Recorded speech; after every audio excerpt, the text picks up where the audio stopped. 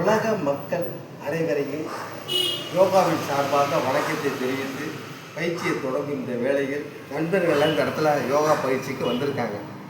அவங்களுக்கு யோகா பயிற்சிக்கு ட்ரெஸ் எல்லாம் சரிப்படுத்த முடியுமா? கடல் அலை எப்போ ஓய்கிறது எப்போ பிடிக்கிறது? 2 நாள் ட்ரெஸ்ஸாக இருந்தாலும் பரவாயில்லைங்க, யோகா பயிற்சியை நம்ம அனைவரும் செய்வோம். ஆமாம், இதுக்கு தேவை என்ன? மனசு தாங்க முக்கியம். மனசு இருந்தால் மார்க்கம் உண்டு. அதை மையமாக வச்சு இப்போ ஒரு பயிற்சியை செய்வோம். அந்த பயிற்சி என்ன?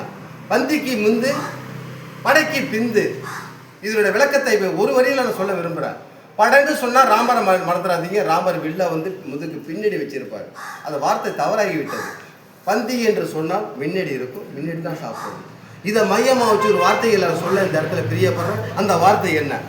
சிறு குழந்தை போல் எவர் தன்னை பணிவாக தாழ்த்தி கொள்கிறாரோ அவரே பரலோகத்தில் தலை சிறந்தவராக விளங்குவார். இது பைபிளுங்க. இந்த வரிகள் எனக்கு வைர வரிங்க, அதில் மாற்றவே முடியாது. உண்மை அது வைர வரிகள். அந்த வரியை போல் நான் ஒரு யோகா கருவி.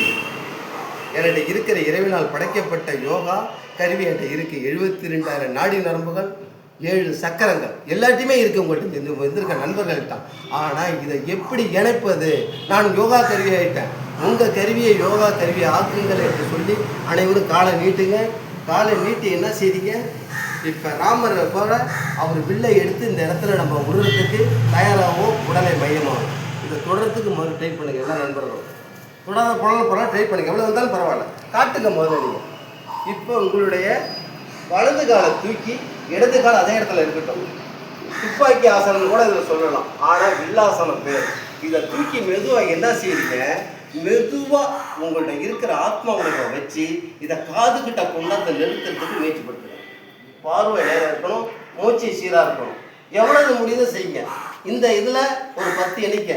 1 2 3 4 5 6 7 8 9 10 10 எண்ணிக்கை போதும். எந்த இடத்துல எடுத்தீங்களோ அந்த இடத்துல கொண்டாந்து வச்சிருங்க. நல்ல மூச்சை இழுத்து விடுங்க. தொப்புள் வரைக்கும் மூச்சு போக வேண்டும். இதுதான் உண்மை. இப்போ அடுத்து என்ன செய்யுங்க?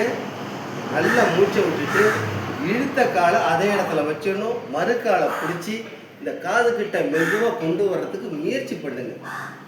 காதை தொடணும். அப்படியே பார்வை நேரம் இருக்கணும்.